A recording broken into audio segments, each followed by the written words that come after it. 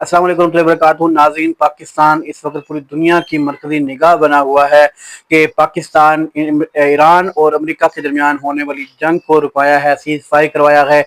और इस वक्त पाकिस्तान के अंदर ईरान की जो मुज़ाकराती कमेटी है वो पहुंच चुकी हैं, मुज़ाकरात के अरकान पहुंच चुके हैं, जिसमें उनके पार्लियामेंट के जो स्पीकर हैं वो हैं और उनके जो वज़ीर ख़ारजा है अब्बास अराग़ची वो हैं, उसके अंदर शामिल हैं। इसी तरह अमेरिका के नायब सदर जेडी वेंस और उसके साथ जो मुज़ाकराती टीम है वो भी पाकिस्तान पहुंच चुकी है या पहुंचने वाली है।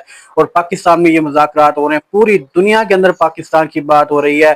और पाकिस्तान ने जो अमन करवाया है, पाकिस्तान ने जो अमन की कोशिशें कर रहा है, पाकिस्तान का एक वकार बुलंद हुआ है पूरी दुनिया के अंदर। मैं मुबारकबाद देता हूँ अपनी पाकिस्तानी कौम को, आवाम को, और यहाँ पर मुबारकबाद पेश करता हूँ अपने वज़ीर आज़म एम शहबाज शरीफ साहब को और chief of staff Asim Munir साहब को। इन्होंने बहुत मेहनतें की, कोशिशें की, और मैं कहता हूँ कि नोबल इनाम के लिए भी इन्हें नामजद किया जाना चाहिए, क्योंकि इन्होंने अमन के लिए बहुत कोशिशें की हैं।